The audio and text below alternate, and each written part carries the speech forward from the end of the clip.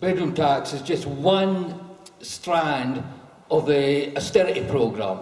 Planned poverty created by this government. And it's only a part of the cuts. What we're focused on is the bedroom tax. That people in social housing should only be allowed to have a certain amount of accommodation, forgetting the fact that there's not enough single room accommodation, and even if there were adequate accommodation, there is no finance available to enable people to move to this imaginary single bedroom. In Uddingston the other day, the local people forced the councillors to answer the question, if the sheriff comes to evict me from my house, will you stand beside me and block them with your body? And they forced 2 Labour councillors to answer the question. The answer was no, we will not. They nearly got thrown out the window of the community centre. But that's important. It means that they've either got to go and hide now from their constituents, or they've got to change their policy. At the end of the day, either you're against the bedroom tax, or you're standing with the Tories in an attack on the poor and vulnerable. And that's what we need to explain to people. So, if we could look at the agenda, so the proposal is that Matt, just an outline of what the council thinks. There's Fiona and other people who are well experienced and know exactly what's happening as well, who could come in and help us to clarify the council's policy. The other proposal would then be to look at the agenda, discuss how the groups are going, where we get a lot of reports from the different groups, and then what's to be done after that in terms of, say, a coordinate group, and what we might do in support of the All Scotland and the May Day demonstration. Mike? I think it's important to have a wee section on the latest news on exemptions from the bedroom tax and how you can apply for a discretionary housing payment, and also even if we're going to be able to beat the evictions, how people can fight against the rent arrears, the debt from the rent arrears. What we can do in the unions to feed back and make sure that we get the support, the funding for the anti-bedroom tax, or as Willie calls it, anti-poll tax, and you know, so that we tie up, so there's no divide between the community groups and the trade unions, so we can work together on it. Yeah. I was thinking as well of gathering data of personal stories on how individuals are affected by the bedroom tax, just to embarrass the politicians as well even more. I think it will give a blatant, evident stories on everybody's life every day, on welfare reforms and that bedroom tax, and just embarrass the government. Craig Miller just opened its Facebook account yesterday, so we're going to use Facebook to start with. And I think the more is out there to highlight the plight of people, the better. And I think as well it will make it harder for the politician to be in denial, really. So we need to make sure that the stories are getting in. Just in support of what you said, we were in Wester Hales yesterday, and the human stories that we encountered, is that correct, were unbelievable, heartbreaking, and the first thing that came out of my mouth is we need to get a camera down there and put a human face on this. Yes. They're absolutely right, and so it will be so embarrassing. Absolutely, it was. I was embarrassed by how much I didn't know and how much I couldn't help, and I'm going to rectify that next time. I attended a meeting a while back, which was held in Meadowbank Stadium. And at that meeting, some of us got together to develop anti-cuts groups. Initially, what we were focused on was privatisation of council services. We saw that as a means of the council cutting their costs and cutting the services to people in Edinburgh. We joined with the trade unions and we had a successful campaign. Held a meeting in St Margaret's House in Meadowbank, where we the leader who were talking about the bedroom tax. And he suggested at that meeting that local council administration was looking to work with people. And so we should take him up on that and go for a petition. That petition was recently heard last Thursday by the Petitions Committee. Again, that was a victory for the anti-cuts movement, and it shows what can be done if people get together and act collectively. We can influence things. City Edinburgh Council have adopted, in inverted commas, a non-eviction policy, but that's City Edinburgh Council tenants. What we'd like to see is housing associations, as well as the council, other social landlords, adopting a similar position. All right. Mike, did you want to bring in the question of housing associations and how you see the policy? Aye. I think it was really good that Matt put the bedroom tax in the context of the whole fight against all the cuts, because I think what we're going to find when we're active in our neighbourhoods is that folk are going to come to us that are not only affected by the bedroom tax but by other cuts. That's already happened to us in North Edinburgh. I don't think we should be arguing with them about what's reasonable. It's not reasonable that anybody should be evicted that's affected by the bedroom tax, but I think what we should be saying to them is nobody affected by the housing benefit cut of the bedroom tax should be evicted if they're in arrears due to that cut. So that's quite clear, and I think it's really important we say that. I definitely don't think we should be asking them to define what's reasonable. I think that's completely the wrong path to go down. And I'm not taking away from all the great work people have done on this. I'm just saying that at this stage, I think this is really quite important, and we should be going back to the council to say this, because what we know on the ground in North Edinburgh is that the council is sending officials round to people's houses in the high-rises in Muirhouse, threatening them that they are going to be evicted if they don't pay up. So we know this is happening, and so this is the sort of thing that can go on under the guise of reasonableness, you know. So, and the other thing on the housing associations is we've had people from housing associations come to meetings in North Edinburgh making it pretty clear they're not going to be bound by a no evictions policy. And I've heard Bill Scott speak about how housing associations are under huge financial pressure because of the way they're totally integrated into the kind of capitalist profit system. They're not really that social an organisation anymore. So I think it's really important all the local groups find out what housing associations are in their area and get onto them, demand meetings with them to say, make it clear that if they try and evict any of their tenants, we'll be there to stop it and to get them to adopt a no evictions policy. It's not enough just that they don't get evicted because of the rent arrears. We don't want them to be in debt. So we should be encouraging everybody to put in an appeal against the housing benefit cut, to get an exemption. And there's quite a lot of discussion we can have on that in the latest news, because there's been some victories won in getting exemptions for people that need overnight carers, for example. And the other thing is we should encourage everybody to apply for a discretionary housing payment. Now, the council has been telling people about discretionary housing payments, but every single person affected by the housing benefit cut of the bedroom tax can apply for a discretionary housing payment. So in North Edinburgh, we're trying to get a couple of hundred of the discretionary housing payment forms off the council to give out to folk and encourage them to apply.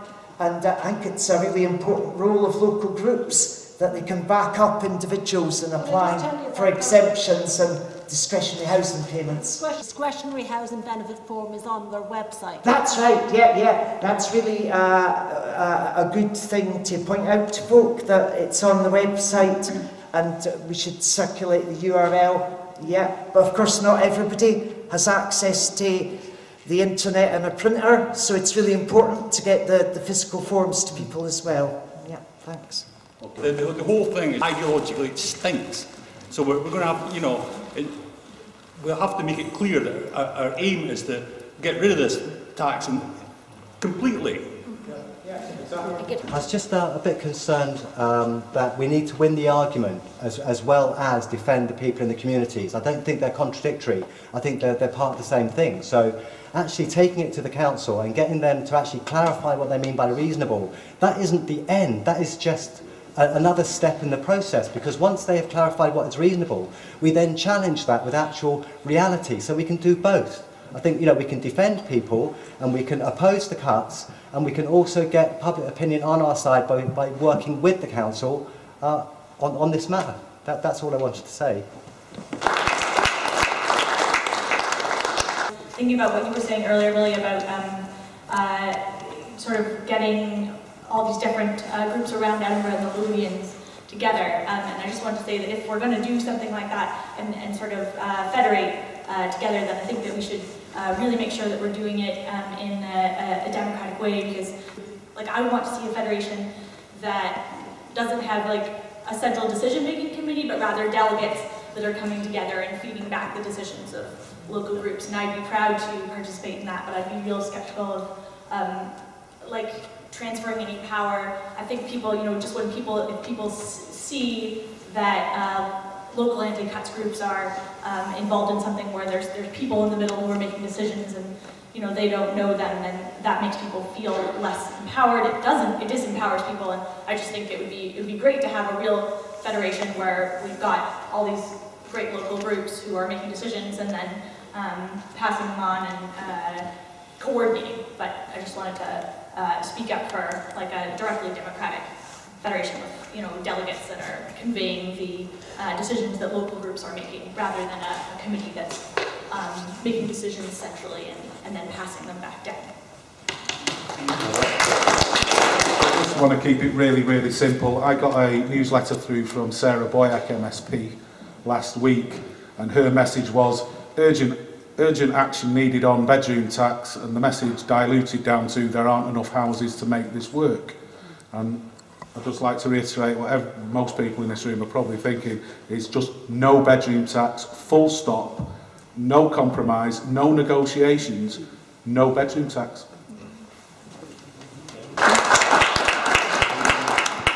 I think that the no eviction policy should be no eviction by a worker, no eviction by a council, no eviction by a housing association, and no eviction by a private landlord.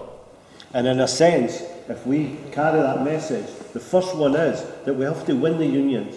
We have to bring the unions in supporting all people. Because what we know from what Matt was saying was that the whole question of who is affected by the so-called reforms, we know that most people are in work. The bedroom tax element has got a great, huge disability element in it. It's affected by about 80%. But what we do know is all the other things that are coming down, universal credits and whatever, affects lots of people. So people who are being affected are potentially either union members or in the union. And therefore the unions have a clear moral as well as strategic position on this. So as far as workers are concerned, on the question of the council, we'll want to watch with the council, but we need to watch the council. We need to press it down. We need to make it reality. We were talking about the trade unions. I think we've been making some progress in the west of Scotland on this. We've got a steering committee member who is the branch secretary for the Unite Scottish Housing Association branch, which represents Unite trade unionists inside all different housing associations around Scotland. And that branch has passed a motion saying that it supports any campaign that's being formed against the bedroom tax, and will stand beside workers who refuse to implement the evictions and refuse to implement the bedroom tax arrears. So it's about working inside the housing associations and getting some support for the workers there to say that, you know, this is a Tory attack on the poorest and most vulnerable people in society. This is the Tories trying to make people who are means tested already. You have to prove that you're poor in order to get housing benefit in the first place. So the Tories are targeting people who've proven that they're poor and trying to make them pay for a crisis that the bankers and the bosses created. So it's a vicious attack on the poorest and most vulnerable. We need to support workers inside the housing associations and make sure that they don't end up on the wrong side of this argument. And we want to put pressure on the politicians for the same reason. And I know for a fact that North Glasgow Housing Association has been ringing all of its tenants and asking them if they have a mobile phone. If you have a mobile phone, they say, well, if you get rid of that and just use your landline, you might be able to make up the shortfall for the bedroom tax. And then they ask them, where do you buy your groceries? A woman I spoke to said, Asda. They said, well, maybe if you go to Farm Foods, then you'd be able to afford the shortfall for the bedroom tax. So this is what we want to avoid. We want to support the workers inside the housing associations so they can put pressure on their bosses not to do this kind of ridiculous stuff. This is what the Tories want. They want the poor people to suffer, and they want us to reorient our lives so that they can get their money. It's Robin Hood in reverse. They steal from the poor to give to the rich. That's what Tories do. And so at the end of the day, I agree with the gentleman on the other side there. At the end of the day, the only way to fix this is to axe the bedroom tax. We are not going to accept a Tory cut that attacks the poorest and most vulnerable. There's no way to mitigate it, is what the Labour Party says, mitigate.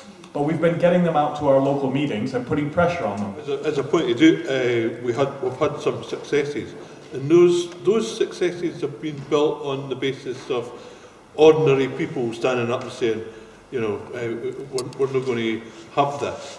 And it's not, although I agree with what Mike's saying in terms of, you know, we're not wanting the bedroom tax, we're wanting blowing out the water and all that sort of stuff, and we're wanting the council to say emphatically that they're not going to pursue arrears and all this sort of stuff.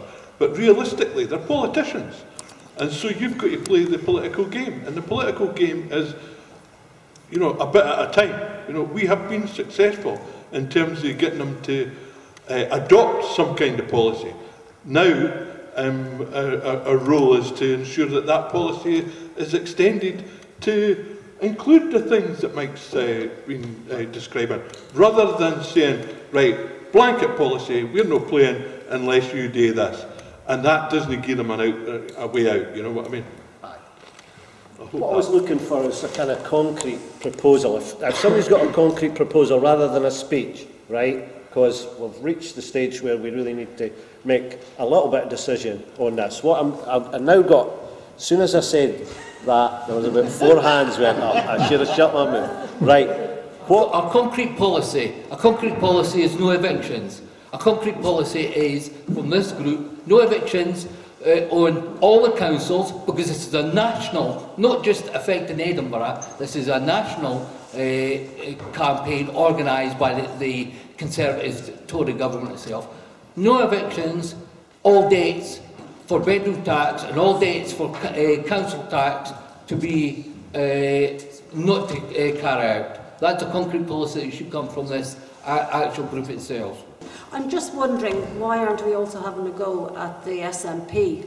They are the largest group, and we should really sit down, maybe 4 or 5 of us, and sit down and think of some sort of thing we can have a go at them at. Because they're sitting there, they're saying not a lot. So they should be saying a hell of a lot more. You know, if they want independence, they have to start taking responsibility for certain things, and they could do it starting with people having their own homes without getting evicted. Be a good start, I reckon. So, just a thought, anyway. Could I just say that we aren't going to be able to do everything, but it's absolutely central, because the key thing is, as soon as you press a housing association to have a non-eviction, they then start talking about that's the only way they get their money in, through rents. Therefore, where is the money coming from? Therefore, the Scottish Government. Therefore, we need coordinated action against the Scottish Government in whatever form it takes. But that will be developed, I would argue. But certainly that would be one of the things that the May Day theme might in fact take up, etc. Sorry, yeah. In terms of concrete policy ideas, I'm not sure if this is the right place or not, but just a couple of things. You know, these can we suggest to ourselves and then to others beyond us that we have a policy to advise every single person who gets hit with a letter saying that they're losing benefits for this, that they immediately appeal? Because if you get 100,000 people immediately appealing that's going to cause a major roadblock somewhere down the line. Can I also suggest as an immediate policy that we say that every single person, after they've appealed, then applies for the discretionary housing payment, because that will then mean that they're doubling the amount of administration they're going to need for this, doubling it. And can I also suggest one other thing, and is that we're thinking about trying to set up like a wee counselling session where people come in our case, to the Tron Church up in Morden, and we're trying to pull together enough people to, even for 1 hour a day, so that people can go to a building, find a friendly face that understands the position a wee bit, so they can then be shown how to immediately appeal, shown how to immediately apply for their housing discretionary payment thing. And then anything else that we can immediately counsel them on, so that all over the country, little places like one little church building, folk are getting really solid advice to make it happen, that they actually go, they end up getting lost in a minefield of appeals, counter appeals and mega appeals, and like the whole family's appeal or whatever. That was all. Well done. I think there's an issue, and I think it sounds like a great idea to have mass appeals and mass applications for discretionary payment. I think what we need to do is think through what that will actually mean. And of course, people will actually think, well, that's fine, it'll gun up the entire works. And they're right, but let's think about those works. Those works are both housing benefit offices, council tax workers and welfare rights teams. Welfare rights teams in particular are stretched beyond breaking at the moment. And that's coming direct from Anne Hannah, the head of welfare rights in Edinburgh. So what I'm saying is that by creating this logjam, we are, yes, making a political statement that there are going to be people caught up in that logjam who are desperate for benefits advice, who won't get it because of the logjam. It'll have nothing to do with council tax or nothing to do with housing benefit. They could well be looking for information about disability and living allowance. But the fact that the logjam is there will mean that no one will get an appointment to see an official or the welfare rights advisor. People have to wait 3 weeks at the moment. If we create this logjam, it could well be 3 months. My name's Neil from West Edinburgh Fights Back No Bedroom Tax. As for concrete policies to throw directly at the council, I would like to propose a 2-stage approach. Firstly, in the mainstream media, right to the last minute, the public were informed, and they probably still believe this, that bedroom tax was coming off council tax. Okay? And I would like to suggest that the first stage we get through is that the councils take this away from the housing benefit budget and move it onto the council tax budget. That gives everybody breathing space, does away with evictions. Yes, people are getting in debt, but they can only be hit for £3 a week by Scott & Co. Takes the pressure off. And then secondly, don't enforce it at all. That's it. That's my concrete policy. Okay. Are we actually saying at this stage that we are calling on the Scottish Government to fund any shortfall from the Housing Association? Here, here. So that would be one call. On the question of the Council, we support their non-eviction policy, but we challenge it where it defaults, where it doesn't come up, and on what they term reasonability as a group. That we will act, like Mike says, every group will act in that kind of model, which is to help and support and to utilise whatever they can. Nobody will be able to do everything, right? There's big groups and wee groups, but we're looking at the local groups to see themselves as 2 things, resistance and support. And that would be the task, and which means, and if you've got good practice, bring it together and we can share it over the Facebooks and over leaflets. Can we have that written into the Edinburgh Anti-Cuts webpage? You can, Matt, you can put it there if people agree. People agree that Matt is now our Facebook admin? Sorry.